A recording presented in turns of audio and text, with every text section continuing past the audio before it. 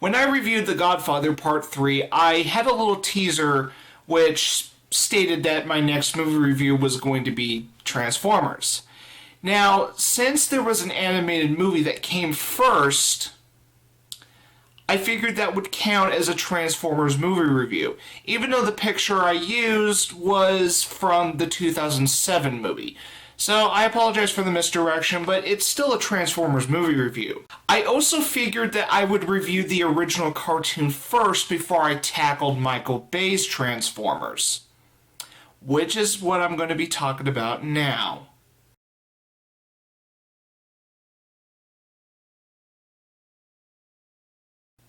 As you already know, this Transformers film is directed by Michael Bay.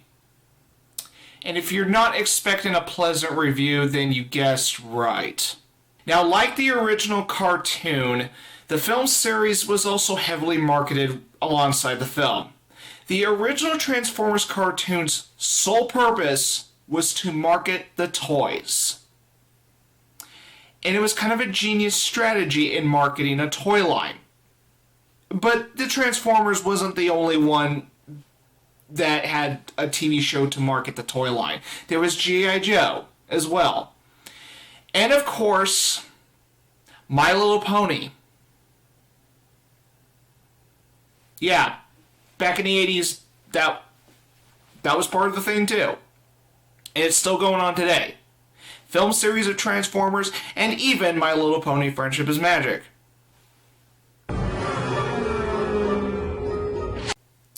It's part of a marketing plan, isn't it? The original cartoon had a charm, and sure, it has serious flaws, but it had an audience. There were fans back then that enjoyed it for what it was. You know, for a kid's cartoon, it's understandable with how the show was handled. And yes, I'm aware it is a huge toy commercial, but I mean, that's what made the show kind of fun. And the Autobots are nice to watch, and even the Decepticons are fun to watch as well. And sure, Megatron is a cheesy bad guy, and Starscream is the idiot sidekick. I mean, again, the original cartoon had its charm. Now, as much as I do not want to compare the original cartoon with the film series, it's kind of hard not to, considering how the movie series was handled. And that is because every single installment of the live-action film series is rated PG-13. Now, I must admit that the action is not that bad in this movie. The humor throughout the entire movie, I never laughed. Sure, when I was a teenager, I did find some of the humor funny, but after rewatching it recently, it kind of dawned on me that the humor really was not that funny.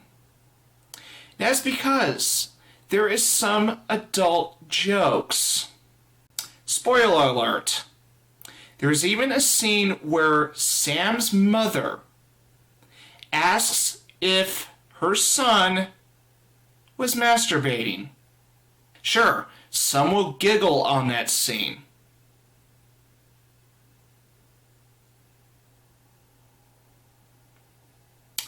That's how I felt.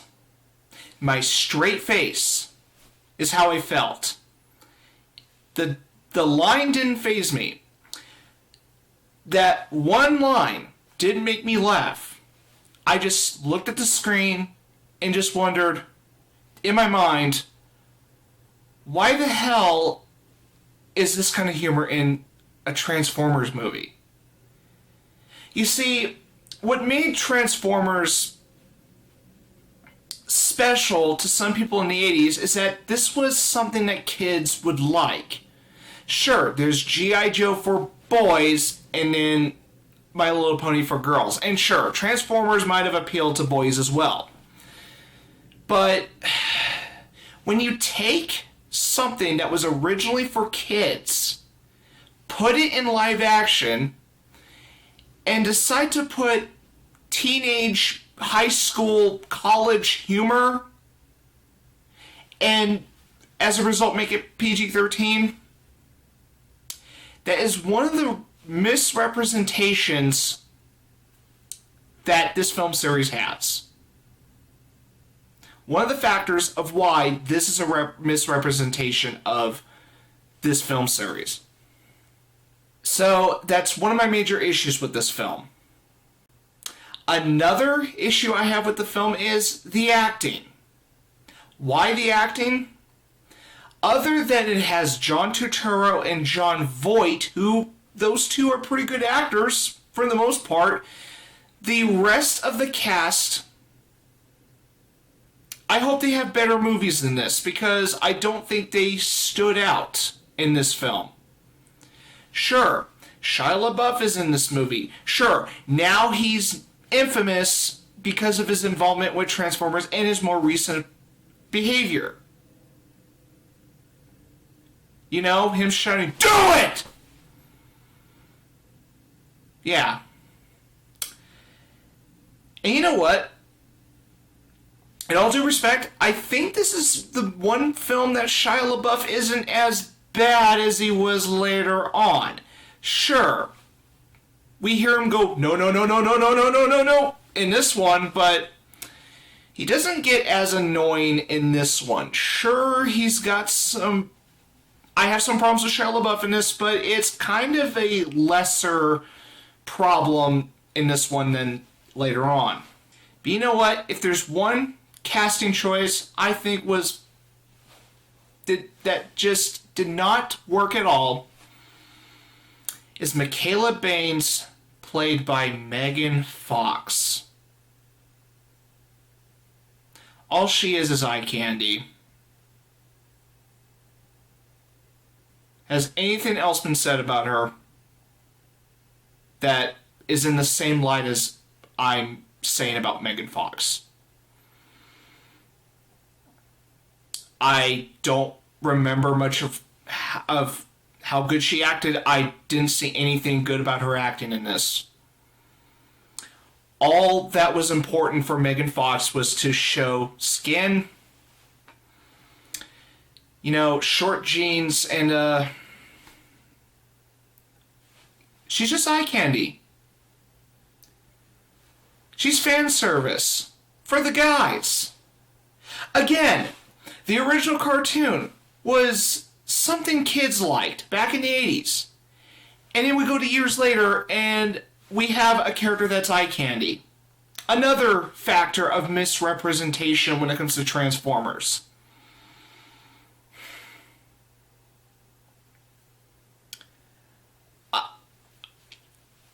I don't have much to say about Megan Fox other than that she's eye candy. And I know I've said that for the third time or fourth. I don't care how many times I've counted, because there's nothing that Megan Fox offers other than just being eye candy. And I know I just recycled that phrase a lot with Megan Fox. But really, to put it simply, she is that.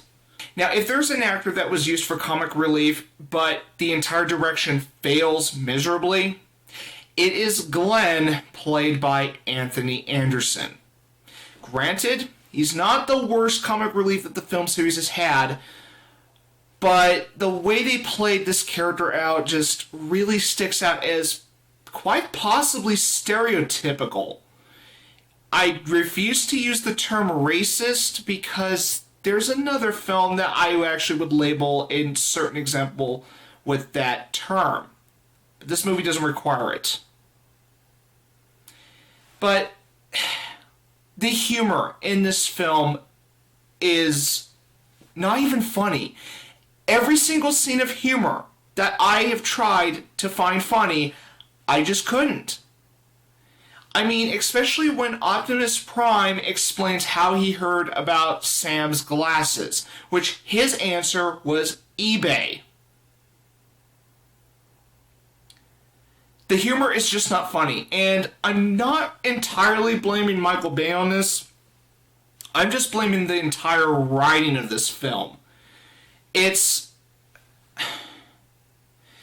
mean, this is a generic action movie, But when the humor is in there, it's just simply not funny.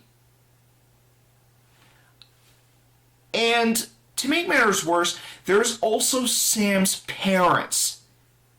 They are so annoying in this film. There's a very good reason I don't like talking about this film series. But I will offer one plus that this film does have, and even the rest of the movie series that follows, is Peter Cullen playing the voice of Optimus Prime. That's the one thing from the original cartoon that the film series brings back in. I'll give the casting choice, or whoever... Okay, I'm assuming it's Michael Bay that was responsible for casting, but I'll give Michael Bay credit for getting Peter Cullen in the film series. Now, for whatever reason, Frank Welker does not play Megatron in this movie. Instead, it's Hugo Weaving. And Hugo Weaving's actually okay in this one. Now, even though the action is probably the only thing that's actually decent in the movie, I will admit what I really was distracted by was the product placement. I mean, Bumblebee is essentially a rubber-burning product placement. Why? Because Bumblebee is a Camaro. Now, that's actually not worth complaining about, because in the original cartoon, Bumblebee was a Volkswagen. Yeah. So, I guess in the film series' case,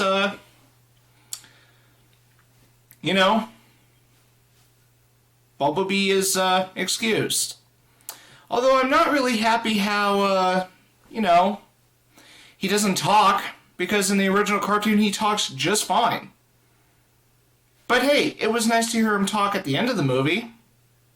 But there's also product placement with Xbox and other crap. I just don't like the product placement in this movie. It's just really distracting. Sure, there's really not a whole lot, but it's really easy to tell which things are being marketed in the movie. And it's actually distracting. Now, my main issue with this film, as well as the subsequent sequels, is the main focus on the human characters instead of the Transformers. Now, in the original cartoon, as well as every other incarnation, the main focus was usually on the Autobots and Decepticons, which is actually fitting in the show. If you actually take how the series has ran in the past until now. This film series is the only version I can recall that has the human characters as main focus. And it's a real shame that these human characters are not even written that well. Now, granted, the Transformers franchise as a whole isn't known for good storytelling. But the writing in this is just... it's not even lackluster. The writing in this film is mediocre, from the plot and the characters. Even though the action is the only decent thing about this film, as average as it is, this film has many issues. The humor is not even funny. The acting isn't all that great. The voice acting at least is tolerable. And before I wrap up this review, I would like to make one other complaint that really needs to be addressed, and that is the design for Megatron and Starscream. Megatron doesn't look anything like his past versions, which I don't know if this is something I would rather complain about, but I'm mostly leaning towards Starscream, because Starscream's color scheme is almost the same as Megatron's. And they both transform into planes. There was a few times I got the two confused. Not joking. Even though the action is actually the only thing that is watchable in this movie, as well as some of the voice acting, this film suffers with The rest of the acting, it's unfunny humor, and it's mediocre writing. I got no more to say about this film. I give Transformers my rating of 3.2 out of 10. That ends my review of Transformers. If you like this review, feel free to subscribe and comment, and thanks for watching.